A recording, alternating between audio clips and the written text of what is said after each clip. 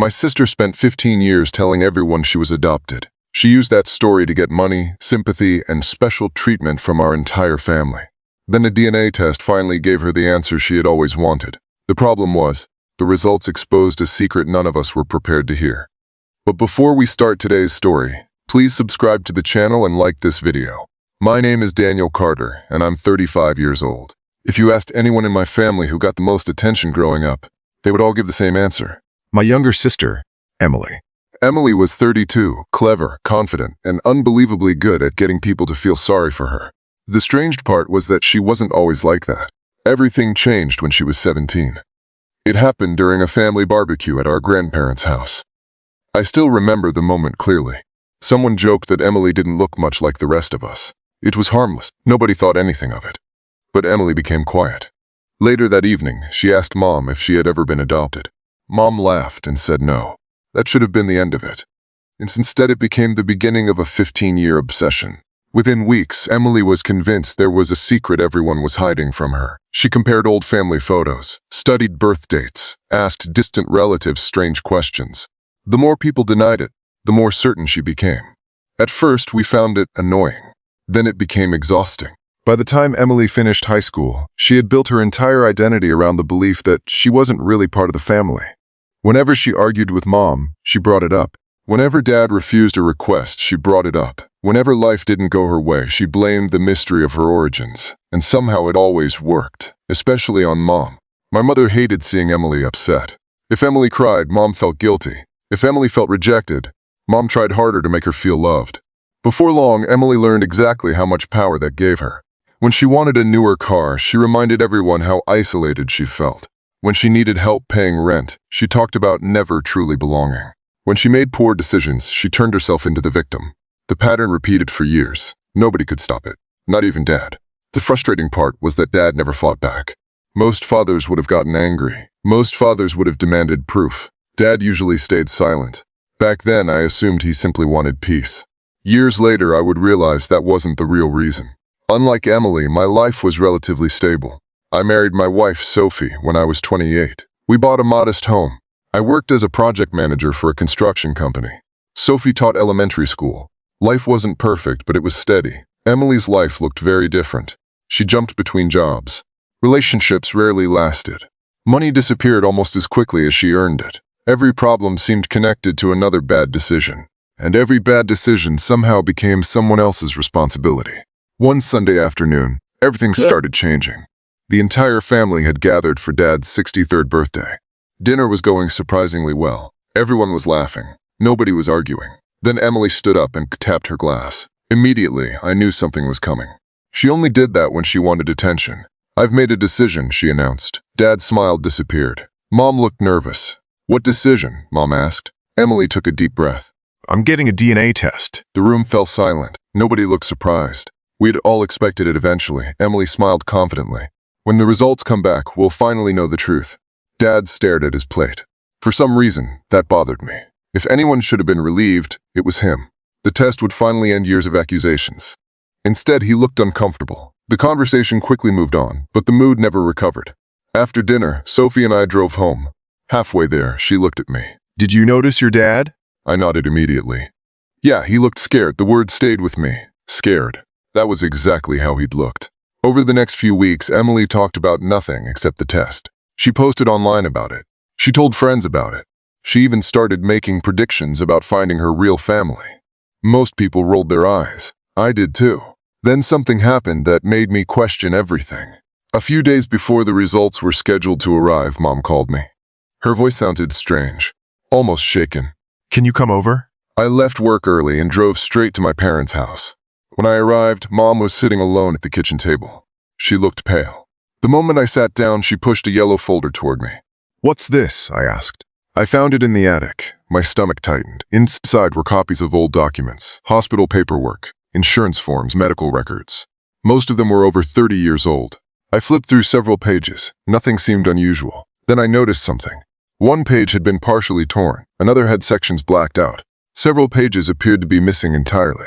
"Why would someone do this?" I asked. Mom slowly shook her head. "I don't know." Something about her expression told me she wasn't being completely honest. Before I could ask another question, the front door opened. Dad had come home. The second he saw the folder, all the color drained from his face. I had never seen him react that way before. Not once. "What is that?" he asked. Mom crossed her arms. "You tell me." Dad walked over, his eyes locked onto the paperwork. For several seconds, nobody spoke. Then he grabbed the folder, actually grabbed it. Like he was afraid of what might happen if we kept reading. "These documents don't matter," he said. Mom stood up. "Then why are you panicking?" Dad looked trapped. For a brief moment, it seemed like he wanted to say something important. Instead, he turned around and left the kitchen. That night I barely slept. Questions kept running through my head.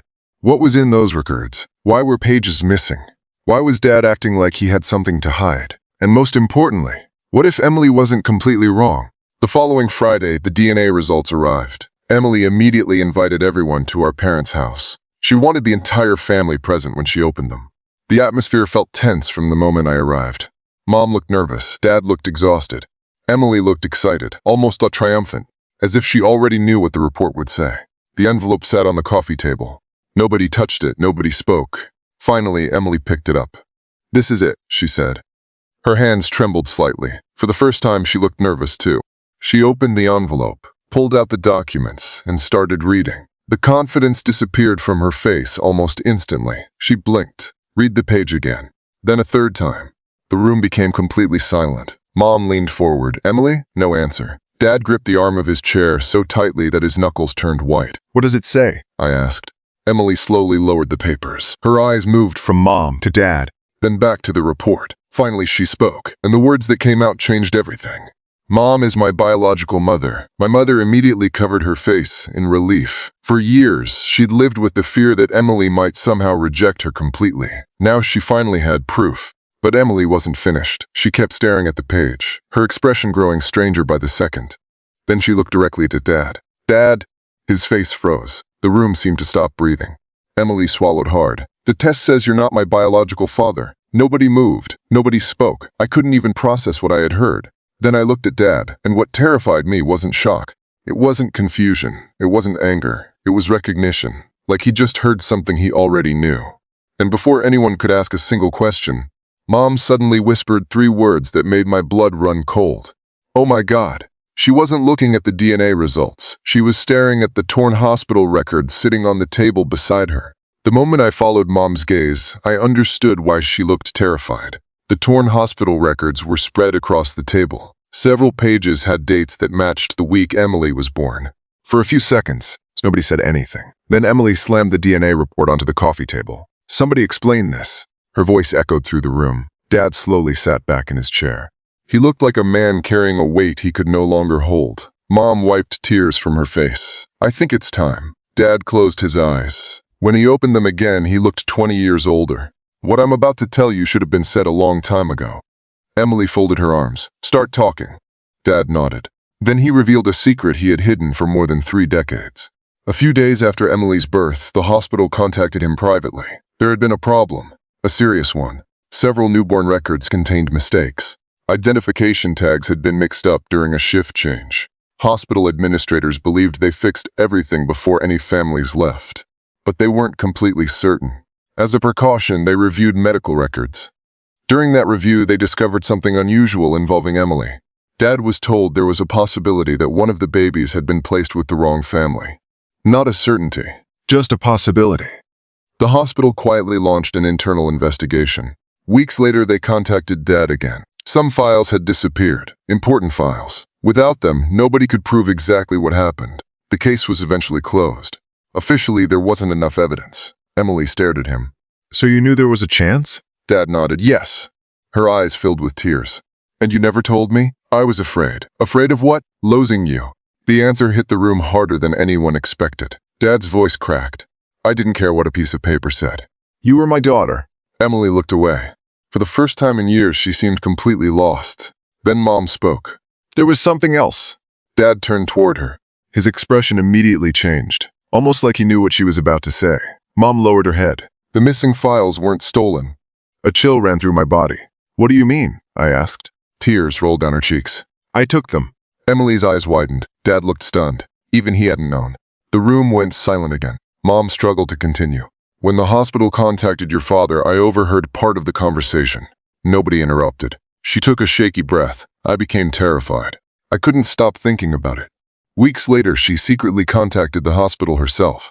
An employee gave her access to copies of several records. Those documents suggested there really had been confusion involving 2 newborn girls. One of them was Emily. The other belonged to another family. Mom admitted that panic took over. She couldn't bear the thought of someone taking her baby away. So she hid the paperwork. Every page, every report, every clue. Then she spent years pretending none of it had ever happened. Emily looked heartbroken. You let me think I was crazy. Mom immediately started crying harder.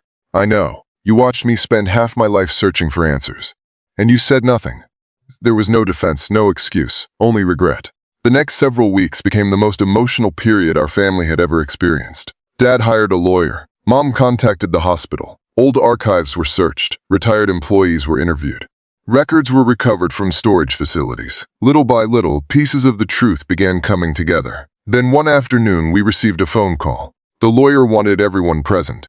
Immediately, I drove to my parents' house with Sophie. Emily arrived a few minutes later. Nobody spoke much. We were all nervous. When the lawyer finally walked into the living room, his face was serious. He placed a file on the table. Then he looked directly at Mom and Dad. We found her. My heart nearly stopped.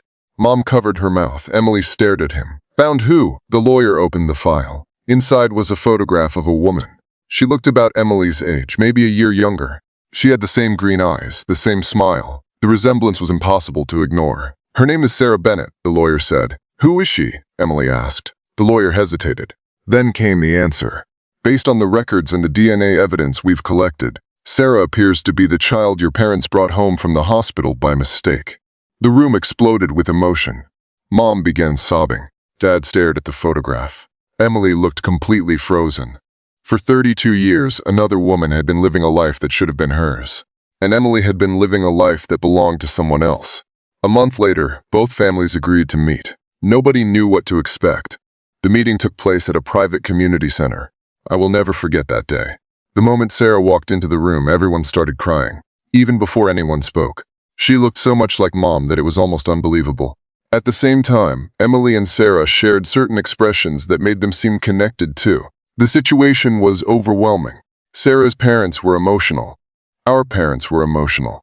Nobody knew exactly what to say. Then Sarah's mother stepped forward. She hugged Emily and whispered something that made nearly everyone cry. I've wondered my whole life where you were. That single sentence broke whatever emotional walls remained. For hours, stories were exchanged. Photographs were shared. Questions were answered. And slowly the impossible started feeling real. The following year wasn't easy. Both families had decades of emotions to process. There were awkward moments, painful conversations, difficult adjustments. But something unexpected happened. Instead of creating division, the truth created connection. Sarah never stopped loving the parents who raised her.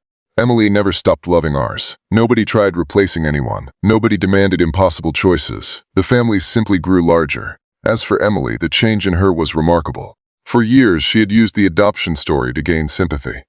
Now that she finally had answers, that behavior disappeared, almost overnight. One evening, about a year after everything came out, she invited me to dinner. Halfway through the meal, she smiled and shook her head. You know what's funny? What? I spent 15 years believing everyone was hiding the truth from me. I laughed softly. They kind of were. She smiled.